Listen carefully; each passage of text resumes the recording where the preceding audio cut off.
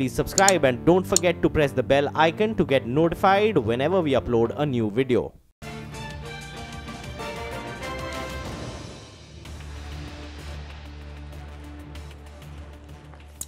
The top story, the government's decision to return the Supreme Court's collegium's recommendation to elevate Justice K.M. Joseph as a Supreme Court judge has triggered a controversy. In January, the Supreme Court collegium had recommended 2 names for elevation. Out of those 2, the government had cleared the appointment of senior advocate Indu Malhotra. However, the centre wrote to the collegium to reconsider its decision as far as recommending Justice Joseph was concerned. In his letter to the Chief Justice of India, the government said that there were 11 High Court judges who were senior to Justice K.M. Joseph and added that Justice Joseph's elevation would not be fair. Meanwhile, a group of senior lawyers moved the Supreme Court against the government's decision. However, Chief Justice Dipak Misra's court refused an urgent hearing in the matter. Ashmit Kumar joins in more on whatever has been transpiring over the last 24 hours. Ashmit, clearly there are 2 contrasting views here. What are you picking up on the ground? And it does very little to sort of, douse the concerns that the government is trying to interfere with the judiciary. Take us through the details that you have at this point. Well, if anything, it highlights divisions even further, divisions that exist between the bar and the bench and within the bench itself.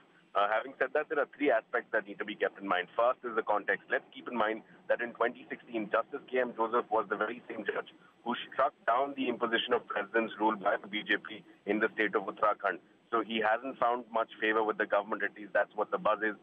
That context needs to be kept in mind. Another thing that needs to be kept in mind is that this recommendation by the collegium was made on 19th of January. It's been more than 3 months since then. That's the first aspect that needs to be kept in mind. The second thing is, keep in mind that the collegium basically consists of the 5 senior-most judges, including the Chief Justice of India of the Apex Court. Now, of the 5, all the 4 except for the Chief Justice of India have written letters addressed to all the judges of the Apex Court, wherein they've all sought for action on this very same issue, the issue of the government sitting on the recommendations, not doing anything about those recommendations, and how there is a need for a full court hearing in this matter that will pull up the government, that will take the government to task. Having said that, despite the initial outburst by various legal luminaries, the government, however, appears to have stuck to its position. It seems to have written a letter.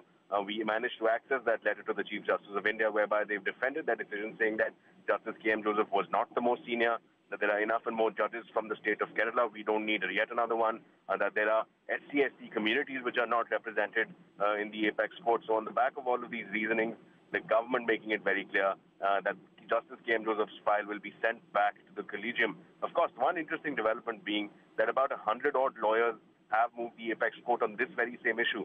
So clearly, as of right now, the onus falls squarely on the shoulders of the Chief Justice to take a decision going forward, decision on not just the recommendation as far as Justice K.M. Joseph is concerned, but also the larger issue of a full court reference to pull up the government on this battle between the judiciary and the executive. Absolutely, Ashwin. Many thanks with that. As Ashwin was saying, this does very little at this point in time to sort of bridge the differences between the government and certain sections of the judiciary. But staying with that story, the centre's decision has expectedly evoked sharp political reactions. Senior Congress leader P. Chidambaram has now accused the government of punishing Justice Joseph. In a tweet he wrote, and I quote, "What is holding up Justice K.M. Joseph's appointment? His state or his religion or his judgment in the Uttarakhand case?" Unquote. He also went on to say, and I quote again, "As the law stands now, the recommendations of the SC collegium is final and binding in the appointment of judges. Is the Modi government above the law?" End quote. Law Minister Ravi Shankar Prasad has hit back. Addressing the media, he said the Congress has no moral authority to ask questions about the dignity of judiciary. Soli Sorabji, former Attorney General, meanwhile has said that the government should have gone by the collegium's recommendations. Here's a look. The government can't do that. To my mind, I'm very clear. As the law stands, the government must go by the collegium. They don't have the final word. Government should not act in a manner which raises doubts about its intention of appointing independent judges. But the collegium must go ahead and do it. And if they don't, to my mind, the government will face legal action in a court of law which it find difficult to defend. So there you have it, former Attorney General Soli Sorabji, very clear that the government does not have the authority to overrule the decision, the collective decision of the collegium. We'll get back to the story in just a bit. Meanwhile, M.S. Sahu, chairman of the Bankruptcy Board, is confident that the insolvency tribunals are more than capable of handling potentially large number of cases that may hit these courts following RBI's latest rules. The Reserve Bank had ordered in February, remember, that all bad loans over 2,000 crore rupees must be resolved or taken to the insolvency courts in maximum 6 months' time. Sahu says this will not be tough since the NCLTs have handled 2,000 cases in the past 1 year.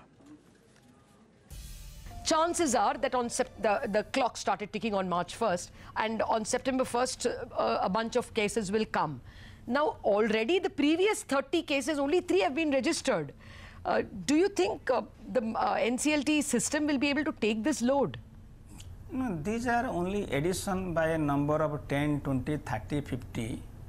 As I told, 700 have been admitted. 3 times of that have been dismissed by rescind orders. For NCLT, whether it is a default of 10,000 crore or 1 lakh rupees, the effort at the part of NCLT is almost same.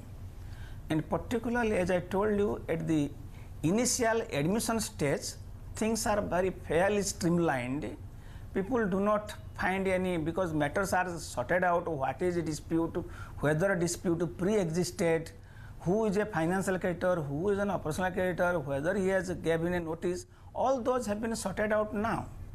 So that's why the admission process is fairly simpler now. My question is only with respect to the banking system. The first 12 cases are, they're still getting resolved. One hopes that by May all of them will get resolved. The next batch of 30 which were brought in December, only 3 of the 30 have been admitted, not 30 maybe, of the 28, only 3 have been admitted. Even that backlog is not over. And then on September 1st, we are going to get probably a bunch of cases which are over 2,000 crore. That may be many more than 30. Do you think the system can take that? Absolutely. But I am saying this, see the track record. This is just another 30 number, another 100 number. Okay. If honorable NCLTs have disposed of 2,000 matters in the last 1 year, I don't see that they would not be able to handle if there is. And I'm sure definitely many more cases, as we think that all the cases having outstanding will move here, many will be sorted out before that time. Okay. All will not reach NCLT. The government's decision to put certain restrictions on visas is quite disappointing. That's how Commerce Minister Suresh Prabhu has responded to Trump administration's plan to scrap spouse work visas for H-1B visa holders. Speaking at the sidelines of an event organized by the American Chamber of Commerce, Suresh Prabhu said that he has taken up the matter with the US government and added that he hopes the US government will understand India's concerns. We have already communicated to them that we would like to have the reality put into perspective, that Indian companies working in the US also contributed significantly to the growth of US economy. So the IT professionals working in the US have helped US economy also to grow, because that has improved productivity, that has brought in more improvement in the services. So we feel that US must understand this concern of India. We have already taken up this issue with US. Well, indeed, it's a serious concern that's going to resonate with many Indians who are holders of the H-1B visa. Meanwhile, CBI, the country's apex investigative body, is putting together an assessment report on its probe into the frauds that allegedly took place at some public sector banks recently. The report will take a closer look at what were the systemic weaknesses in the processes at these banks and institutions which allowed people to perpetrate these frauds in the first place. More on that, Utkarsh Chaturvedi now joins in with the latest. Utkarsh, tell us more. What will be the features of this assessment report? What will be the parameters that they might look at? Do you have any information of the kind of public sector banks that the CBI will? Basically, 3 major points where CBI is really looking at in this report. Now, the first one is about the brand value. Now, what CBI really believes is that in most cases, when a loan is being given on a brand value, the brand value is inflated. And more than that, when a company really defaults, the brand value normally goes down. So the whole purpose of putting this as collateral is of no use. This is what CBI really wants to put in front. Second thing, what they are speaking about is the forged documents. CBI believes that most of the times when documents are being given to the bank, they need to do more scrutiny, because a lot of documents like inventories, a lot of documents like stock, sales are forged documents and they need more scrutiny by the bank officials themselves before they really come to CBI. And lastly, speaking about the properties, most of the properties which CBI believes are being put as a collateral in the end up having ownership issues. So these are the three major points which CBI is really looking to put in the report. This report will be filed once a charge sheet in the Nirav Modi case is filed. Now there are 3 to 4 major cases which has come in light of bank frauds in the last 1 or 2 months on. And if you look at them, whether it be the Diamond Power Infra case, whether it be the Simbhaoli Sugar case, and of course the Nirav Modi and the Mehul Choksi case, and this is where CBI really wants to set up an assessment report and send it to both Finance Ministry and RBI. In past as well, there has been some reports sent by CBI. When the whole Vijay Mallya saga happened, CBI had sent a report to public sector unit banks when it comes to giving loans in terms of the credit worthiness. So this is once again will be a detailed report which will be sent in the second week of next month is what we are picking up. Okay, Utkarsh, many thanks. Let's hope this assessment report does help in exposing the loopholes that some may exploit, and let's only hope that incidents like these are not repeated. Just a day after the Economic Affairs Secretary told CNBC TV18 that the cash supply has returned to normal, sources in the Income Tax Department tell us that they have submitted a detailed report to the government on probes and raids carried out by the IT Department. Timsi Jaipuria now joins in with the latest. So Timsi, what are the findings of the IT Department? Yes, as you rightly mentioned, the IT department over the last 2 days has been conducting raids, searches and investigations across India, especially in Karnataka and Hyderabad, where they've caught hold of people who were holding huge amount of cash in higher denomination currencies, that is in 500 rupees and 2000 rupee notes. Major bulk of cash that has been seized by the IT department, that is about 15 crore rupees in just 2 days, is from Karnataka, where the government feels the IT department's initial investigations rather say that this cash hoarding was being done by government contractors. Not just this, even in Hyderabad, government has the IT department has identified a lot of people who were hoarding cash in the last few months. So government is now taking a huge step towards cash hoarding. Not just the IT department, but sources also tell us that IB and ED will soon launch a further probe on this. IT department has submitted a detailed report to the finance minister to begin with on these initial investigations. And yes, further investigations and raids are going across India. We'll keep you posted on it. Okay, Timsi, thanks for that report.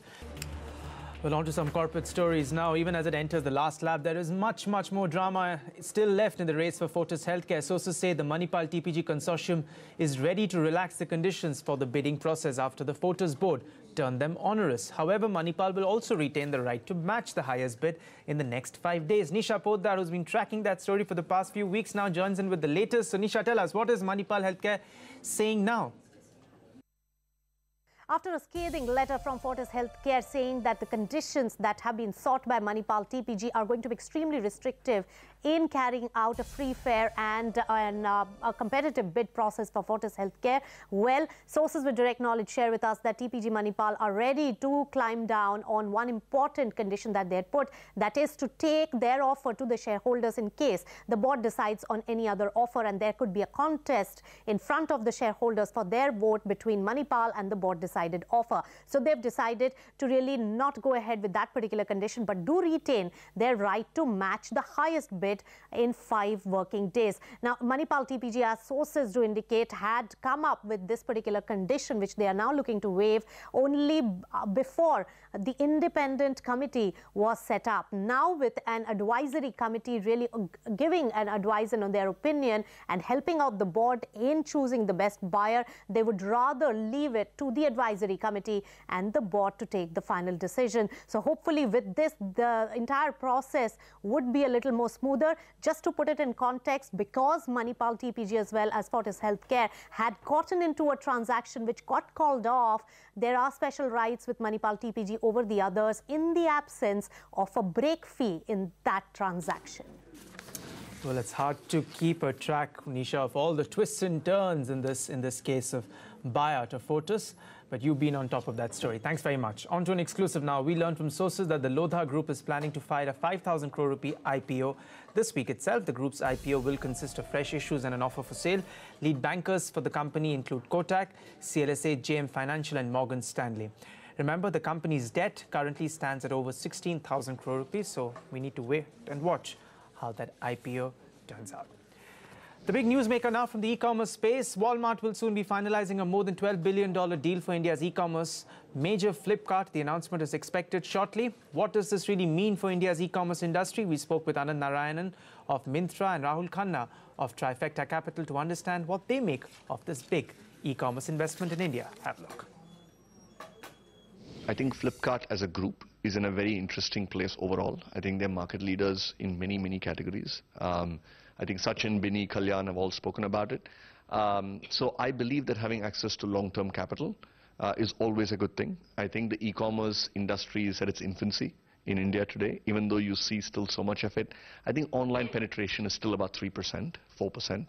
So that number will become enormous. So we have manifold increases ahead of us. So this is a game that's just beginning. So having long-term capital, having a focus on customers, and building up real systems that will help us win is really what all this is about. You know, there is a lot of interest in playing a role in the Indian internet ecosystem going forward for global companies. So whether it's the Alibabas of the world or the Amazons of the world or the Walmarts of the world, I think they've decided that India is the next frontier, possibly the final frontier. And it's very important that they double down on being here now. And if they wait much longer, it may be hard to get in. From an Indian consumer standpoint, you know, I think it continues to be positive for them. You know, more competition, hopefully better products being available to the market. I think there's also, you know, the whole question of who will actually win the hearts and minds of Bharat versus India. And there I think there's an opportunity for deeper consumer insight, deeper use of technology to actually build better products for India. Well, on to the big tragedy that's making headlines across the country. 13 children and a bus driver have been killed and 8 children have suffered serious injuries after a school bus collided with a train at an unmanned crossing in Kushinagar in Uttar Pradesh. State's Chief Minister Yogi Adityanath visited the accident site. Talking with the media, UP CM said that the negligence led to the accident. He also added that the driver may have been a minor who had also reportedly plugged in earphones while he was driving. The UP government has announced an ex gratia amount of 2 lakh rupees to the families of all the deceased children.